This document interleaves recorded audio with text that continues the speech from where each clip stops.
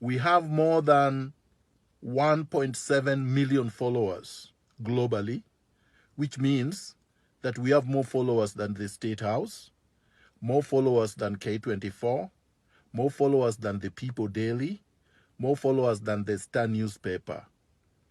We are soon going to have 5 million followers in the next 6 months. In other words, we don't need the mediocre Githeri media outlets to be able to disseminate our information, our messages, our revolutionary deconstructions of the despots. I urge all our supporters and members to use our channels and to ignore the propaganda and the retrogressive agenda of the mainstream Githeri media that is propping up and perpetuating the culture of impunity. Uhuru Kenyatta has now declared war on all progressives. He's declared war on all patriots. He's declared war on the Constitution of Kenya 2010. He's declared war on democracy.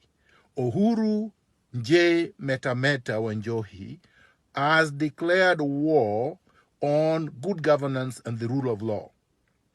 He has already trashed the basic human rights contained in the Bill of Rights. He's trashed the judiciary and wants to capture it the same way he's captured parliament. Uhuru Kenyatta does not want to leave power. He wants to hang on to his illegitimate power the same way his father did in 1964, when he forced KADU to merge with KANU, thus paving way for him to become an imperial autocrat, an imperial president. Uhuru Kenyatta is using Raila Odinga the same way his father used Jaramogi, the father of Raila, and Tom Mboya, to make Kenya into a one-man militarized dictatorship. That is why he imposed Kariuki Kabochi to be the head of the military. We are going to ignore him because the military is not controlled by the top brass. The military is controlled by the rank and file, predominantly below the brigadier, all the way to the privates.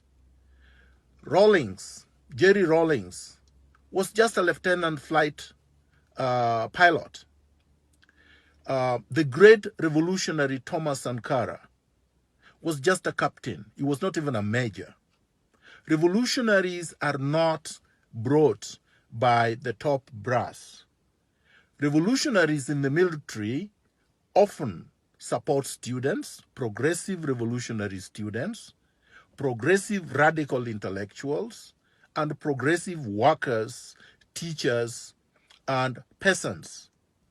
Uhuru Kenyatta has decided that he's going to use Raila Odinga, the conman, the Kotu urinator, Francis Atwoli, and other crooks to try to cling to power up to the time that he dies. Obviously, the drunkard does not want to go home. The drunkard wants to change the constitution so that he can stay on. That is why the drunkard has stolen 40 billion Kenya shillings, public money, in the last 1 month.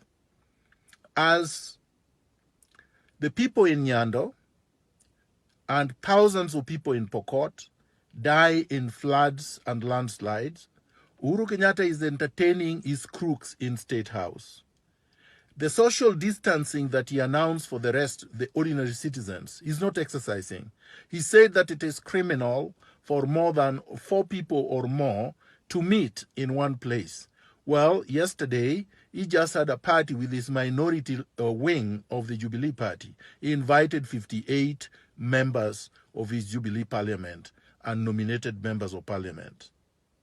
Uhuru Kenyatta is not focused on COVID-19. COVID-19 is simply a cover, a decoy, a red herring, an excuse, a justification for locking up Kenya as he continues to try to strangulate the people with his filth.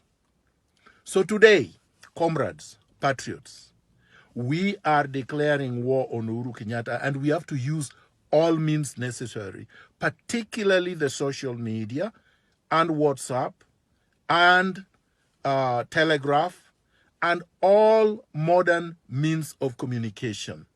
Let me assure you that in the 19th century, revolutionaries used the pamphlets and the radio, shortwave radio. In the